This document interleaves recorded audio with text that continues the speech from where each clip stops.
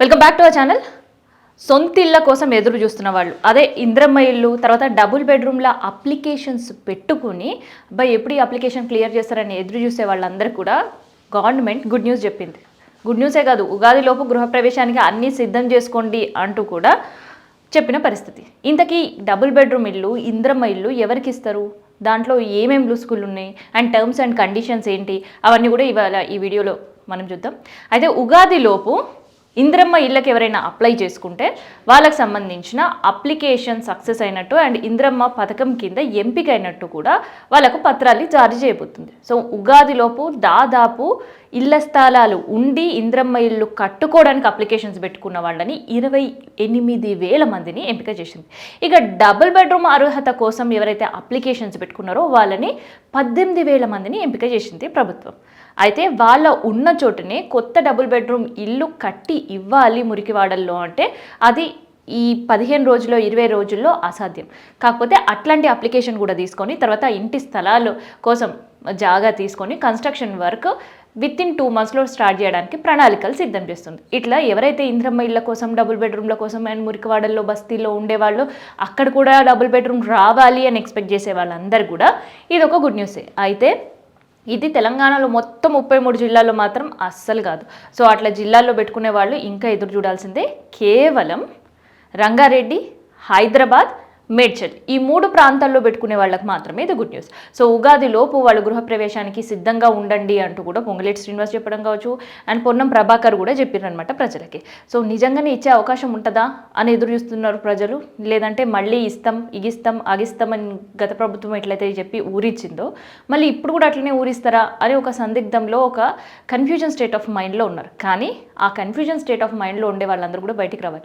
So చెప్పిన అధికారుల లెక్కలు కాకుండా ఎంతో కొంతమందికి మాత్రం ఇచ్చే అవకాశం ఉంది. ఎందుకంటే హైదరాబాద్ 3 ముక్కలు అయిన తర్వాత కార్పొరేషన్ ఎన్నికలు రాబోతున్నాయి. సో మరో 4 నెలలనో 6 నెలల తర్వాత ఎన్నికలు రాబోతున్నాయి. సో ఎన్నికలు రావాలి అంటే ప్రజలు మాకేం చేసిండ్రు అని అడుగుతారు. ప్రజాపాలన దరఖాస్తులు ముందు పెడుతుంటారు అండ్ అప్లికేషన్లు గల్లీ లీడర్లకు ఇచ్చిన వాటి సంగతి ఏంది అని ప్రశ్నిస్తుంటారు. సో వాళ్ళు అలా ప్రశ్నించకుండా ఉండాలి అని అంటే ఇళ్ల సమయంలో వాళ్ళకి కేటాయించాల్సిందే. సో అందుకని ఎంతో కొంతమందికి కేటాయించి మళ్ళీ ఎన్నికల కూడానే ఆపి ఆ తర్వాత ఇయ్యాలా లేవద్దా అనేది డెసిషన్ తీసుకుంటూ ఉంటారు ప్రతి ప్రభుత్వం ఎవరున్నా కూడా. సో అదే స్ట్రాటజీని ఇప్పుడు కాంగ్రెస్ ప్రభుత్వం కూడా వాడుకోబోతుంది. అందుకనే 12 లక్షల అప్లికేషన్స్ అఫీషియల్గా వచ్చాయని ప్రకటించిన తర్వాత నిజంగా ప్రభుత్వం ప్రజలకి ఇవ్వాలి అనుకుంటే 12 లక్షల అప్లికేషన్లో సరే స్ఫూట్నీ చేసి అనర్హులను ఏరివేసినా కనీసం ఒక 50% అంటే 12 లక్షల అప్లికేషన్లో 6 లక్షల మంది అయినా అర్హులు ఉంటారు కదా. పోనీ 6 లక్షలు కూడా వద్దు, కనీసం ఒక 3 లక్షల మంది అర్హులు అయితే ఉంటారు కదా. సో ఆ 3 లక్షల మందికి కూడా లేరు, కనీసం 50,000 మందికి కూడా ఈ ఇల్లు దక్కని పరిస్థితి. ఎందుకంటే 28,000 మందికి మాత్రమే ఇంద్రమ్మ ఇల్లు అప్లికేషన్లు పెట్టిన వాళ్ళని మాత్రమే స్ఫూట్నీ చేసినాం, అర్హులుగా గుర్తించినాం అన్నారు. అండ్ దాంతోపాటు డబుల్ బెడ్రూమ్ ఇళ్ళకి సంబంధించి 18,000 మందికి మాత్రమే ఇవ్వబోతున్నట్టు కూడా క్లియర్ కట్ ప్రకటించారు. మరి అప్లికేషన్ పెట్టుకున్న వాళ్ళ పరిస్థితి ఏంటి? సో ఏదైతే 12 లక్షల అప్లికేషన్స్ వచ్చినాయో అధికారుల లెక్కల ప్రకారం కావచ్చు లేదంటే అనర్హతులను తీసేసినా కూడా 6 లక్షలు ఉంటాయి. సో 6 లక్షలకి వెళ్ళి ఇంకొంతమందిని తీసేసే ప్రయత్నం చేసే ప్రభుత్వం వాళ్ళని కూడా ఏరివేసినా కనీసం 3 లక్షలు ఉంటాయి. సో 3 లక్షలలో కూడా ఇంకా అనర్హులు ఉన్నారని ప్రకటించే పరిస్థితి అయితే ఉండదు.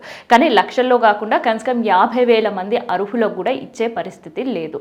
సో కేవలం ఎన్నికల స్టంట్లో భాగంగా హైదరాబాద్, మేడ్చల్ అండ్ రంగారెడ్డిలో ఓఆర్ఆర్ అండ్ దాంతోపాటు ఇక్కడ చుట్టుపక్కల ప్రాంతాల్లో ఎవరికైతే జాగాలు ఉంటాయి ఇంద్రమ్మ ఇల్లు అప్లికేషన్స్ పెట్టుకొని ఎదురు చూస్తున్న వాళ్ళకి కొంతమేరకి ఇల్లు అండ్ దాంతోపాటు డబుల్ బెడ్రూమ్ కోసం ఎక్స్పెక్ట్ చేస్తున్న వాళ్ళకి కొంతమందికి మాత్రం ఇల్లు ఇచ్చే అవకాశం ఉంది. సో ఉగాదిలోపు గృహప్రవేశం చేసుకోండి అని మంత్రులు ప్రకటించినా కూడా అందరి ద్రాక్షలాగే ఈసారి డబుల్ బెడ్రూమ్లు మళ్ళీ మిగిలిపోయే అవకాశమే ఉంది.